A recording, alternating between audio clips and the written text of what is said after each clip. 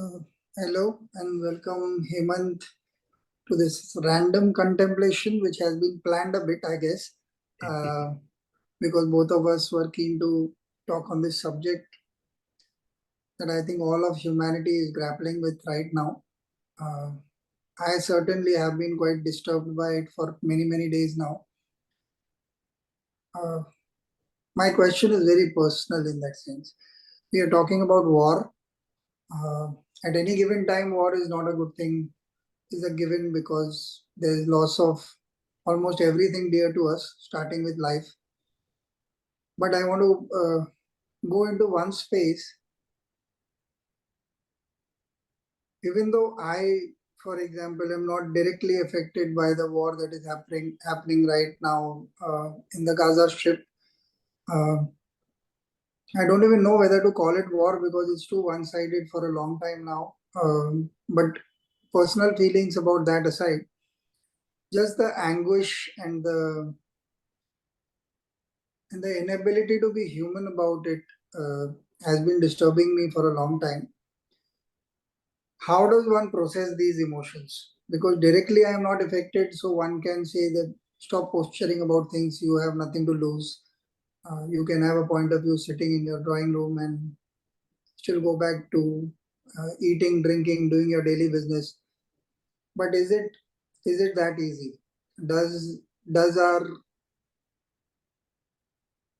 collective mental health not suffer when we find suffering in such large numbers elsewhere, even if it is outside the boundary of what we consider safe, like my country or your country? Or how do you, as a person who studies himself and the world, how do you process these emotions? What are your feelings about it?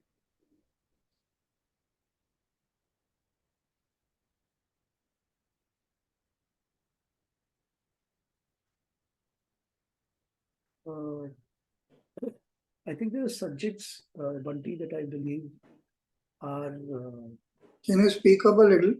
yeah. I was saying that there are subjects that, um,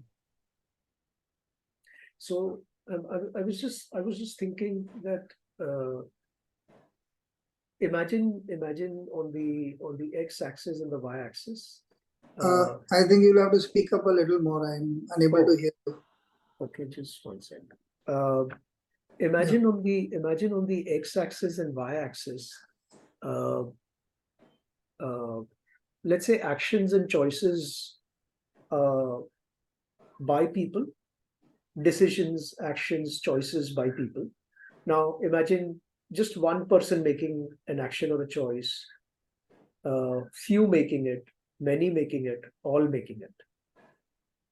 Okay. And then the impact of those decisions and choices on the y axis.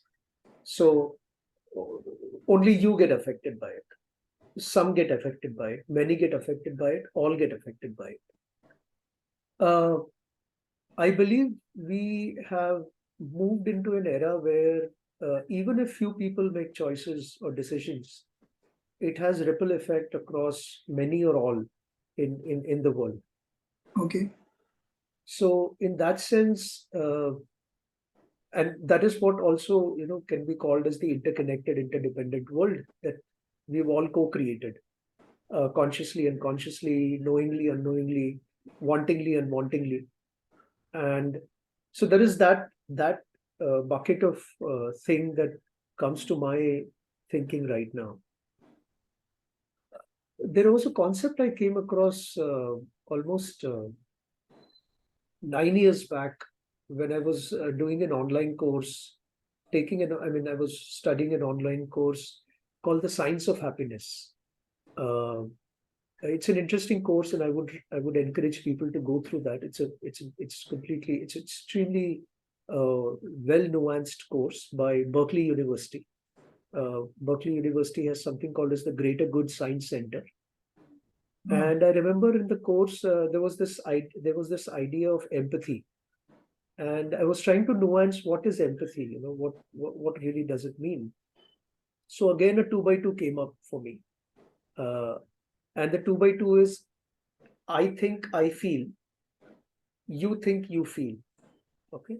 So when I say I think what you think, what I've gained is your perspective, a perspective about you. I think what you think is a perspective taking. When I say I think what you feel is this or that, then I've got a cognitive empathy, which means I can, I can, I can make a sense of it, but here, right? But when I say I feel what you feel, it's what is called as the empathy, the pure empathy. What you're going through, and I feel for it. I feel very strongly for it. I feel as if I'm going through it.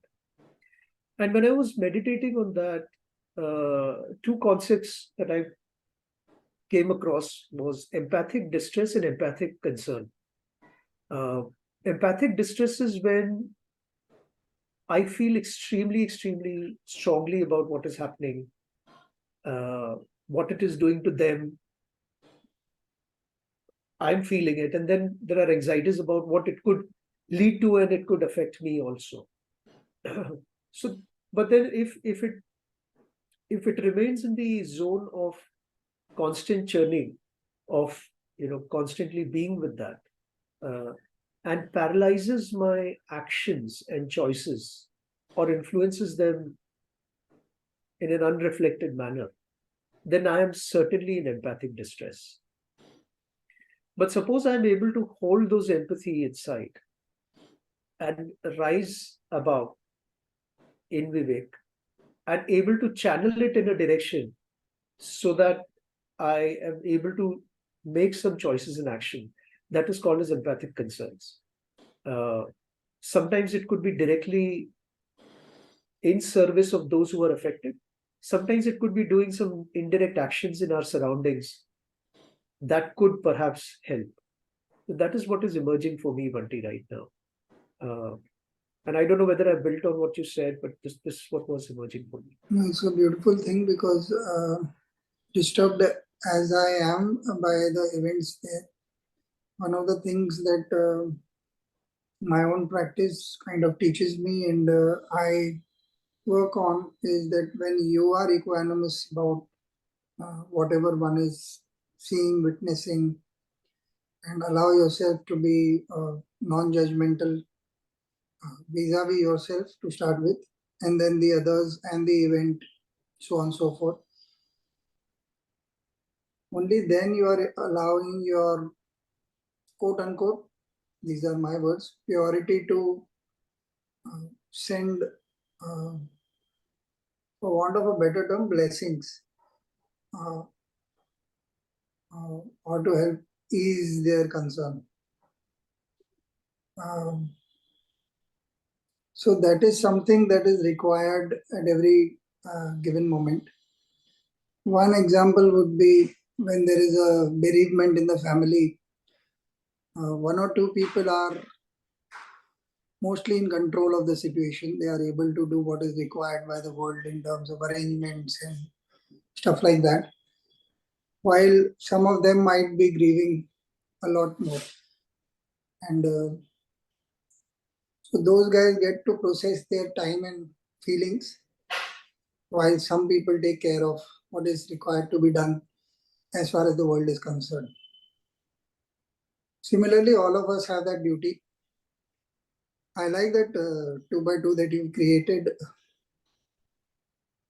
For once, there is perspective about how each of us matters. And very often we want to take ourselves lightly, not taking responsibility for what we do. But I think this kind of covers that ground also, that you are important. You need to work on yourself to contribute in the best way possible. And that effectively puts the onus on us as individuals uh, to correct the world scenario. I'm not saying that it will have an immediate effect, but over a period, you did scale it up in your 2x2 from individual to few people to many to all.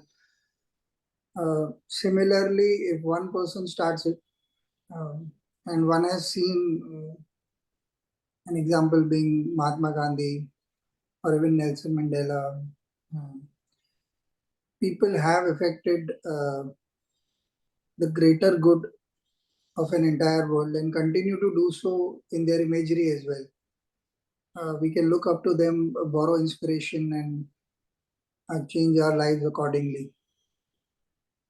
My question to you, however, is this feeling of helplessness as an individual that one feels, how does one break through that and come to this point of peace that both of us are talking about, to be able to contribute even mentally or emotionally, or sometimes these days I've been wondering about this verbally, because verbally I keep talking about being disturbed. Not only this issue, there are many issues that we are all going through as a society. The religious wars, territorial wars, the corporate greed is a too strong a word, but the corporate single-minded pursuit of uh, profit many a time. So all of these things are affecting us. We are trying to figure out as part of the human race as well as part of some of these circles ourselves. What is my role in this as a professional? What is my role as a person? So how does one, uh, to use the word distance differently from how you used it, uh, actually meaning distance, how does one distance oneself from the problem enough to create uh, the concern that you mentioned, and then act upon it, perhaps to our own satisfaction, if nothing else?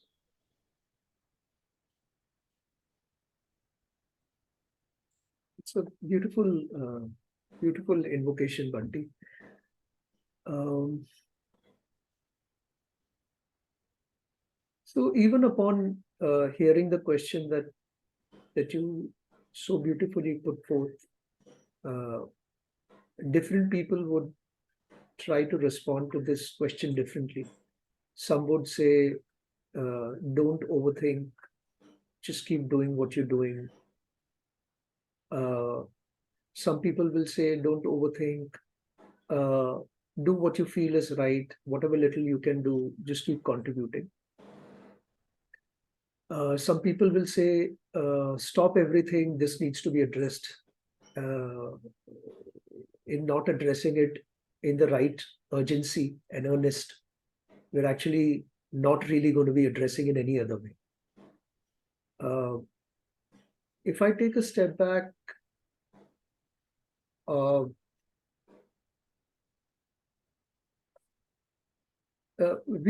I think we've come to a point in our civilization where uh, it's difficult to say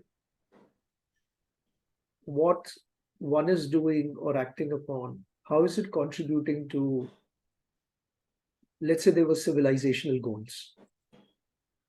For example, imagine in 10 years from now or 15 years from now, there's a third world war that breaks out, just hypothetically. Question to my mind is, how is this time that we both are spending right now, right here at 10, 10, 12 in the morning of 1st of November, how is this going to be constraining the war or facilitating the war, right? Or how what we're doing right now is healing people in the conflict zones of the world, or how what we are doing right now are healing the wounds of 9/11 or 26/11 or the World War II. I think if I meditate on these questions, I really don't know how. I don't know how this next word, the next statement, the next dopamine or oxytocin that you and I may generate for each other, how is that going to be really contributing to that? I have no way to figure that out. So that's my first response. The second that is emerging is, I think there are at least 2 or 3 meditations that we could do. One meditation is around, again, a 2x2 grid. Imagine on the x-axis you have few have it, many have it. And on the y-axis, few want it, many want it. So you can see that there are four combinations. Few have, few want. Few have, many want. Many have, many want. Many have, few want. I think we built a society where increasingly there is the case where a lot of the tensions are getting created because few have it and many want it. And obviously, if few have it and many want it, if there's no provision for many to have it, it's going to create uh, it's going to create various kinds of experiences and outcomes, and then actions or reactions emerging from it. Uh, if we were to put this in another way in a 2 by 2 grid, imagine you have nature-based scarcity and nature-based abundance, and on the y-axis you have man-made scarcity and man-made abundance. I think we need very deep, long-term, sustained reflection and revisions in the systems that we have created to understand how how we are aggravating nature-based scarcity by loading it with man-made scarcities. And unless we go down that path, which is, really going down to the source code, I remember, sometimes I'm fortunate that I interact with a few technology companies, and there's this idea of source code. Some things can be only solved at the source code level. You cannot do the patchworks and stuff. I think we've reached an interesting paradox in our society where there is the urgency to act and quick changes required, but you cannot do without going to the source code. But we cannot go to the source code if not enough people go to the source code, and going to source code itself is going to reveal a lot of paradoxes that are not solvable. I don't know whether this makes sense, Bunty. I think we need to come to grips with the complexity of what we're dealing with. So just to sum up what I mentioned till now is, I do not know how this statement, this word, this essence is going to impact a future crisis, a current crisis, or past crisis. Uh, how do we solve for few have, many want? And how our existing political, economic, social system is aggravating nature-based scarcity by loading it with man-made scarcities. And this requires deep work on a sustained basis in light of emergent actions and emergent consequences of those actions. This hasn't really answered your question, but that's my first intuition. Okay. I like the fact that I am personalizing the questions and you are, want of a better term, humanizing the entire context with your answers. The contrast is much more interconnected than I had believed earlier.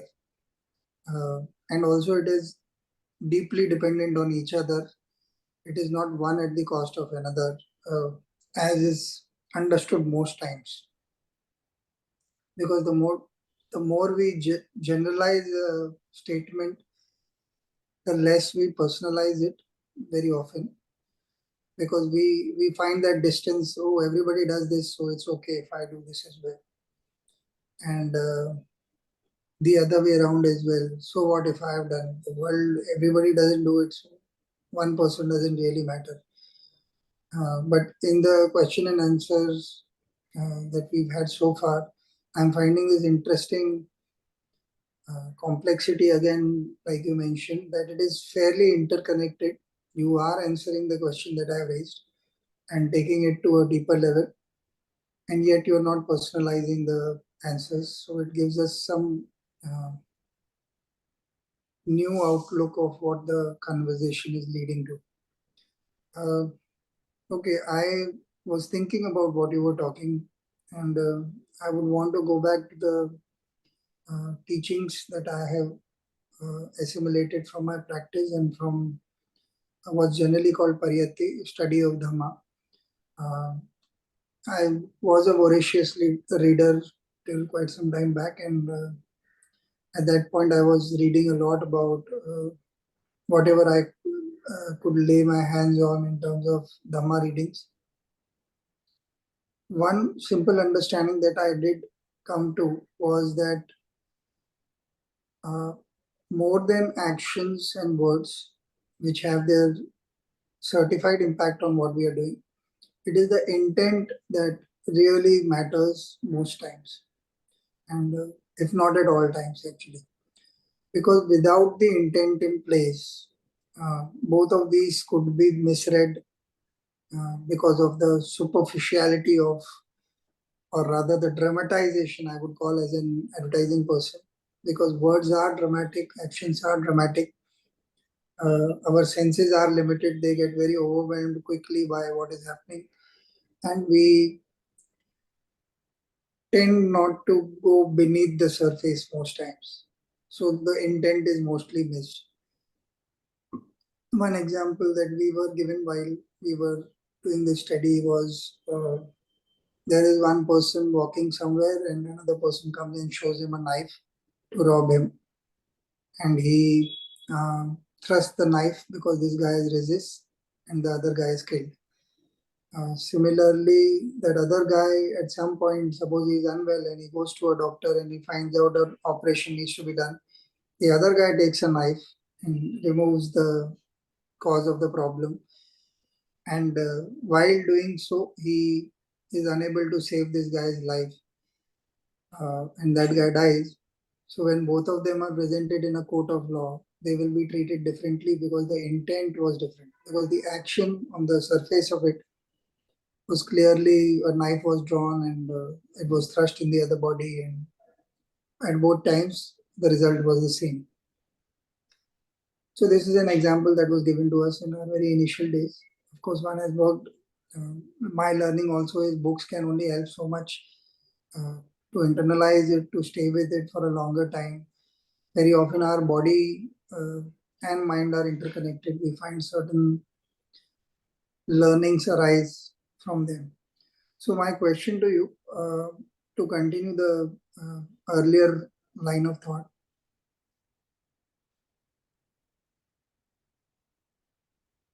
I'll give you a smaller example first about my personal this. So there was a time when, say, suppose I and you have a conflict of some kind, and we are not talking to each other, or for some reason we are unable to communicate the way we were, and it is apparent to both of us that this is the scenario. We may have different takes on it, why this has happened or what is happening. I realized that once I decided that no, I want peace above the situation itself, and I let go of it in my mind. I genuinely asked you for forgiveness, or I forgave you as was required, and only in my mind. I have not made any gesture. I haven't spoken to you. I haven't sent you a message of any kind. But in my mind, I am really free of this problem because I have said no. I want my relation with Hemant to be as normal as possible. As it was earlier is a way of speaking, but I want it harmless. I want it free of both our concerns. I have found that even before I have made a gesture, sometimes the other person comes forward and the communication has resumed for any reason at all. It could be something that I had not envisaged, some work based thing or some harmless thing that you start with and then you actually broach the topic. And because I have let go of it in my mind, I am also not agitated, or I am not bringing up the issue in a manner which will agitate you. It kind of does resolve things. And while it seems very simplistic and almost miraculous, there is no miracle there. I would think if attachment has to be clearly understood, it is what I pick up in my mind as a subject and hold on to it. Like again in the Buddha's words, if I hold on to anger, it is holding like hot coals in your hand. It may or may not hurt the other person, but you will definitely get hurt. It is genuinely the case. Letting go, the And even before letting go, because that is also misunderstood. I realize it's too much of a positive vibe claim all over, and there are a lot of people who talk about it, but they are still tense. The idea of genuinely letting go, like in my head, I have to admit my fault or let go of your fault genuinely. Just talking about it is not going to help. In that sense, intent does count and it does impact uh, the immediate or the immediate future, if I were to call it, because it's happening while we are alive. I'm talking within a span of 100 years, not 1 or 2 years necessarily. It may take time depending upon how deep the hurt is, how deep the situation is for both of us. This is one aspect of what I want to talk about. Should I continue talking about the other aspect? Um, the other aspect that I want to talk about is I have realized over a period of keeping this thing intent based all along and keeping on checking yourself like a thermometer checks fever. So you keep checking your own intent. What is your intent? So if today's intent of having this conversation was to gain eyeballs or to show that we are so clever and compassionate or any such thing, we will we are bound to fail. Is my understanding of it, because it is more about us than the actual issue on hand. And if we are honest and we are just putting out our feelings out there and trying to contemplate what is really happening as members of a race which is where many are being affected by few. Let's just use your example in terms most of the time, and the many are just looking for ways to survive uh, on several levels: emotional, mental, not to speak of physical and financial, and all kinds of things.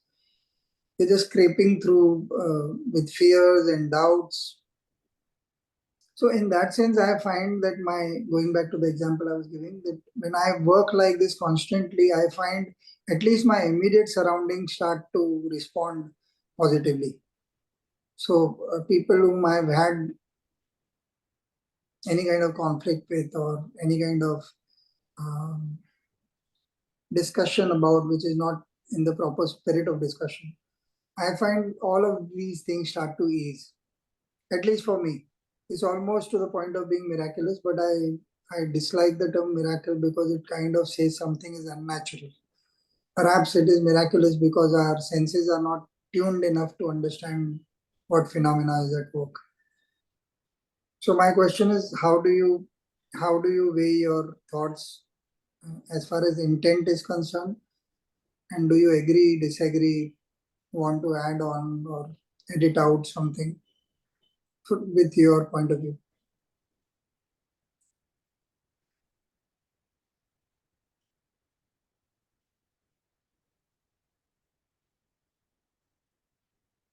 So, last 11 years journey, which is from 2012, has been, uh, I mean, it's difficult to describe 11 years in one word or one sentence. But in some sense, one of the filters that I could say it was, oh, I kept coming across different thinkers, different tenets, different credo, different ethos, different first principles. And I can say that I tried genuine experiments with some of them. I tried experiment around intention. I tried experiment around quality of thinking, quality of my speech, my actions, my feelings. Uh, and I've had mixed results. Uh, what I realized was we can mono index something and say, this resonates with me more. So it could be intention, it could be feeling. But what I've also realized is that if I keep something as unchanging, I have to deal with the changes and the unchanges in the others. So, so if I say that I would not change uh, this intention that I'm putting out, and I'm going to be sustaining myself, then I have to align my thinking, my feeling, my saying, and doing, and checking whether they are in alignment with this intention. Uh, in that sense, it works. It works for some. It works beautifully for some. For some, it doesn't work. Also, uh, Yeah. for me, it has both worked and not worked. Yeah. So that's my first intuition.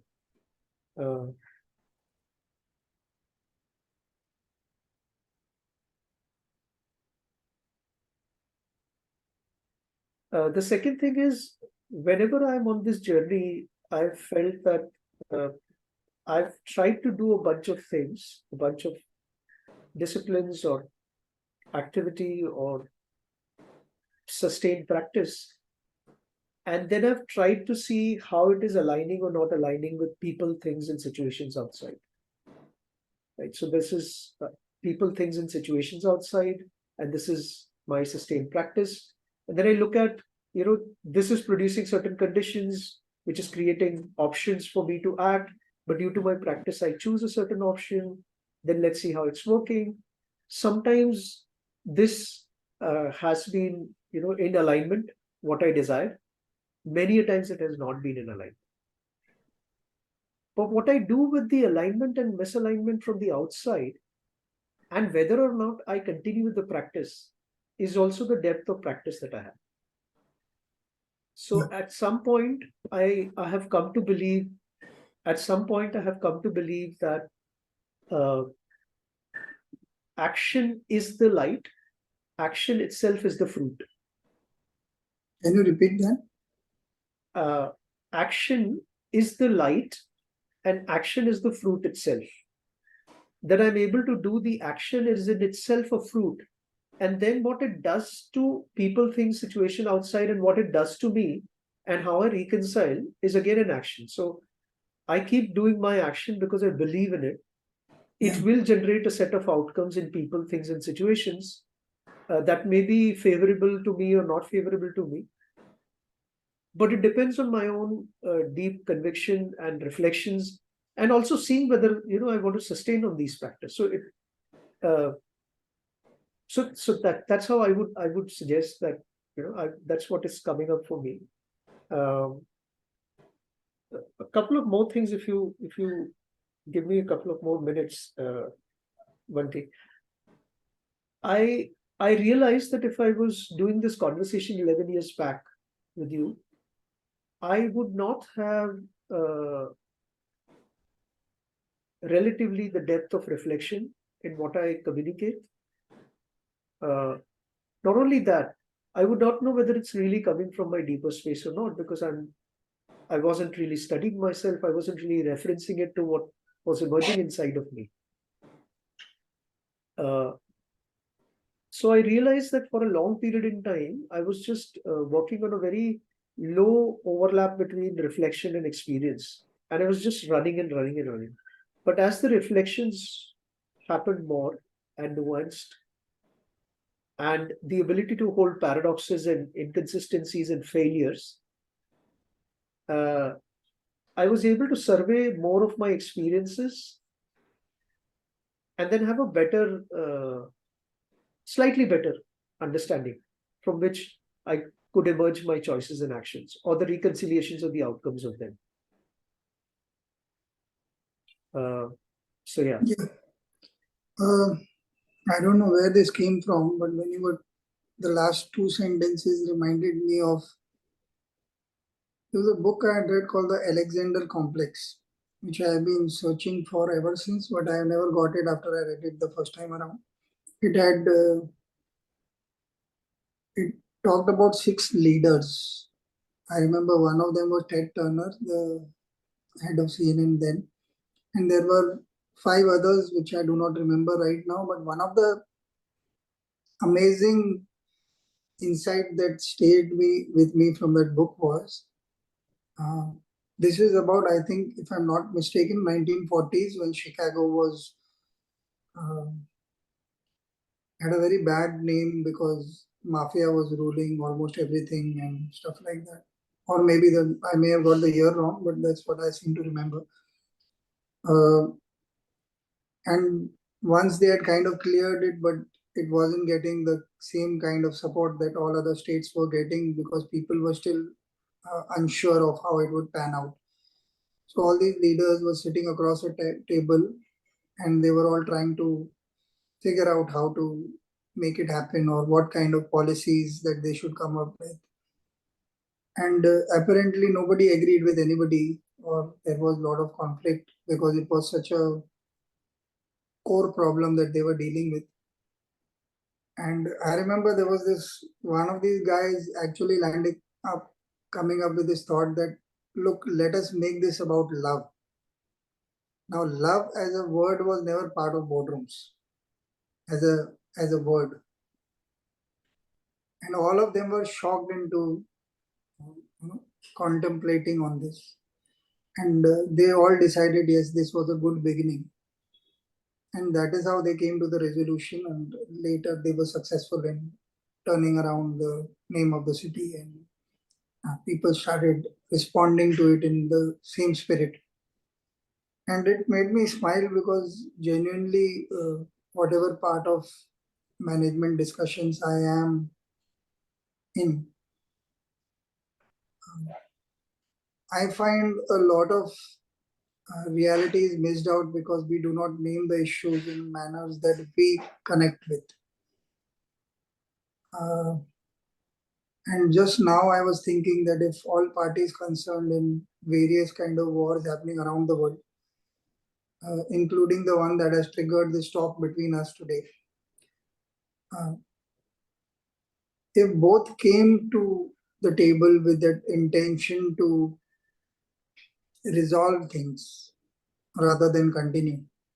I'm not saying it's an easy resolution, and I'm not even trying to say that I have the wisdom to understand the depth of pain that one or both parties may have gone through, uh, or the rest of us are going through. Because sometimes all it takes is uh, four countries siding with uh, one of them and four countries siding with the others, and we all start hating and killing each other. It's as simple as that. At least my uh, study of history as a subject showed me it was, if I remember correctly, the initial discussion between Germany and Britain had started and then started getting angry. And I almost saw it like a bullies fighting on the streets. And it almost started like that. One of them acted, and I was like, hello, this cannot be happening. This is a world war we are talking about. But there was no difference in my head as a young student of history at that point of time that this became. And even after the victory, the way the victors handled the losers uh, was not with empathy at all. And it was being rubbed in, and somewhere I thought that this was the law of the jungle prevailing, and it has always, perhaps. Or maybe I'm being naive when I think that it can be changed. But do you think that you did mention going back to the source? Now, if one were to go back to the source, nature is neither kind nor cruel. It just does what is right in that moment to correct the situation as much as it can. So when we see floods or famines or any such thing, on the surface of it, obviously they are disastrous and we do not like them. We do not understand the depth of nature and why that has been created and what is being corrected. And it is always being corrected as far as I'm concerned, my understanding of nature, little bit, whatever it is. Do you think as human beings, as part of nature ourselves, we can, if we allow ourselves to go back uh, to deeper thinking about such subjects, uh, keeping our emotions and our feelings and our thoughts about what should immediately be done and what is fair to us on the table for a while, saying, okay, we'll come back to these. But let us relook at this from a fresh perspective. Is there any such thing at all possible, or is it naive and because both of us have nothing to lose, we are just talking about something that is quote unquote a third party problem? Or should leaders start thinking more on these lines? And I mean everyone, all of us who are in positions of, say, if there is a company which has 1,000 employees and that corporate leader starts thinking in a certain manner about this kind of subject, is there anything that can be done at all? I am now asking practically, is there anything that we can put out there? It could be only just putting out a social media statement saying, I hurt because somebody else hurt somewhere. I know it is not easy considering that the quick backlash that happens on everything. But I want to ask you, is there anything that can be done at all, and what? Because you've been part of corporate circles at the management level for a while, and you deal with the upper crust, if I were to call them, where not only in terms of leverage, in terms of thought processes, they might be wiser, as I would want to think. Um, what are your thoughts about individuals who have some kind of leeway to put out a thought out there? What should be their concern or not their concern? How should they deal with this? One of the things that I struggle most of the time is, and I think in one of the interactions we mentioned that there's a Wikipedia nature to conversation. Uh, so in Wikipedia, you go to a page, you see several hyperlinks, and then you click on the hyperlink, you go to another page. There are Yeah. several hyperlinks, and then you click and you go. And by the time you go, you've gone, you spend a few minutes or an hour, you were really wondering what is it that you started with. Um, but that's, I think I try and tell myself that this is the nature of what I'm dealing with right now. Um, uh, are there things that people can do? I don't know. Are there things that I can do? Yes, I know. Uh, Okay. uh, I think I need to constantly keep working on myself, uh, which would mean that I need to develop a slightly better awareness of my thinking, my feeling, my saying and doing. Uh, that's the first step. And how am I cultivating this on a constant basis? When I bring it to people, things, and situations, if they're not in alignment, how do I reconcile? And do I have a sustained practice or a flickering practice, or how do I really work on this? That's the first thing that definitely comes to my mind. And I should also be honest and careful in saying that while it's easy to understand this, simple to understand, it's the most difficult job on the planet because it's a job that will never be complete. It's a lifelong practice, which means at any given point of time, I'm a work in progress that is bringing myself to this work in progress. Uh, which also means that uh, things may intensify to the extent that all my work in progress, however incremental and accumulative they are, they might fall short of what I will be exposed to by people, things, and situations around me. So I should also bear that in mind. Um, it's interesting. We are talking about war, and then I remember. I don't know whether I was able to write this. Yeah, I did write this a little bit in the book that I was called into writing. Uh, this whole idea of conflict. In fact, when we began this conversation, Bunty, uh, I was thinking, am I really qualified to talk about war, or who's really qualified to talk about war? I don't Yeah. have an answer to both. Uh, then the question is, okay, should I still speak? And the answer is yes. If I'm reflective, if I'm honest about the limitations, I caveat things as much as possible, I can and should talk about it. And the question that came to my mind is, again, the first question, am I qualified to speak about war, had an inherent question. Does it mean that only people who experience something can talk about it? Right? So then the question is, have I experienced war firsthand and then I can talk about it? To that extent, I can say that I've not experienced war in terms of physical proximity, that war is happening around me. I've experienced riot situations, bomb blasts, and the threat in proximity that there was a terrorist attack happening just a kilometer from where I was. And then I said, okay, can I still bring it back to what is this thing called war and conflict and incompatibility? What are these things? And then I remember this insight happened to me that if I look at my own body, my own construction, this biological construction, this is always in war with this.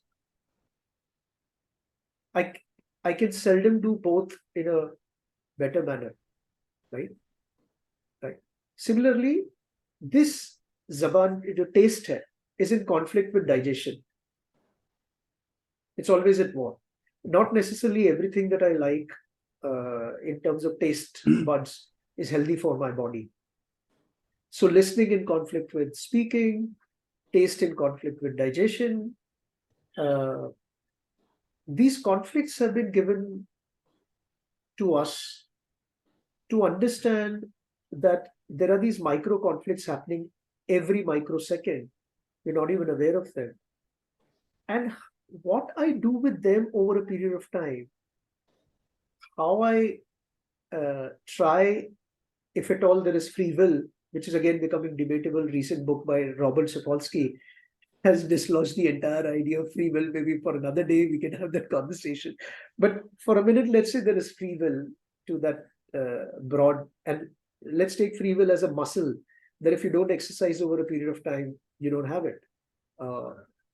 So in that sense, I can become aware of the conflicts inside of me, between my thought, feeling, speech, and action, between my listening and speaking, between my taste buds and digestions. And then what am I doing with these conflicts, these wars happening here proximally? If I do not become a good student and a good practitioner of solving these wars, I fail to see how I can become qualified to even speak about it to somebody else, about some other wars. So that's the bucket one of the response, Bunty. Bucket two is very late. It came to me. It came to me when I was again called into writing the book. There's something called as wicked problem.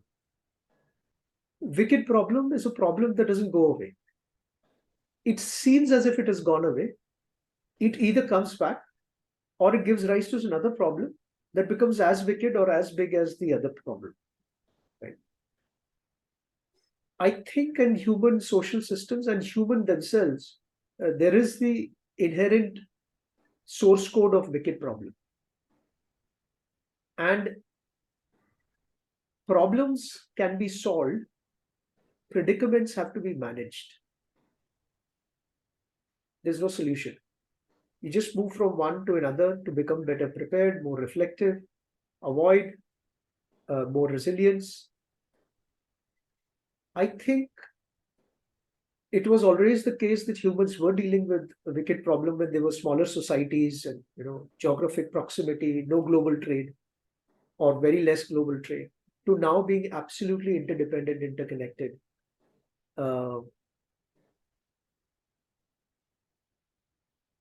The wickedness has changed, and we need to come to terms with that there are no solutions. There are management. We have to start managing them, and even if we were to use the vocabulary of solving, we'll have to become careful that it won't go away or it will show up somewhere else. And I will lastly tie it back to two more points that you mentioned. One, I remember Dr. Purushottam Agarwal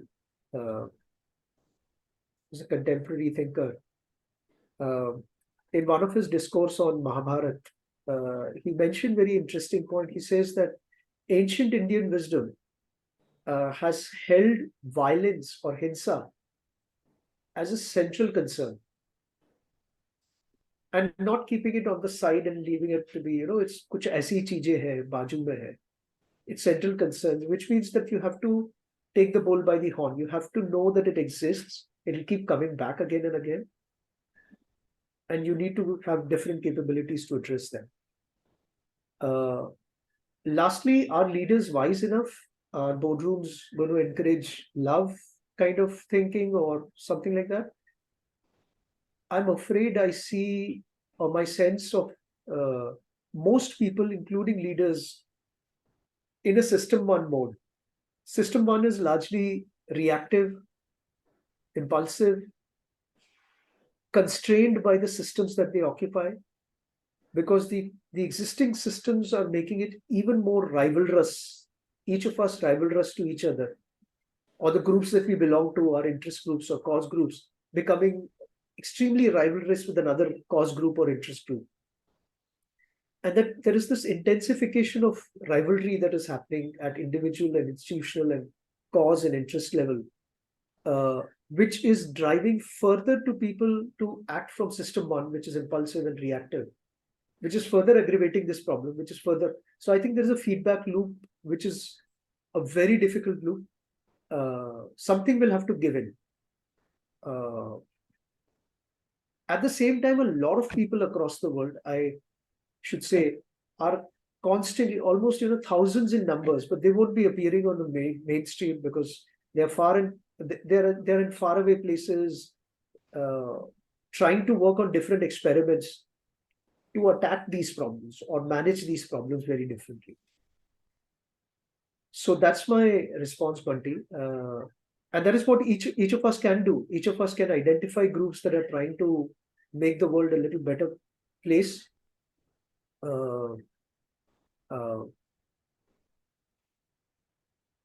But knowing well that because we do not understand the source code, even in the goodness that we are trying to, one man's goodness can be another man's evil, right? One man's martyr is another man's terrorist. That's the age we are living in. So it's vexing, but yet it should continue with you and end with you. Whatever you do in the middle is just incidental.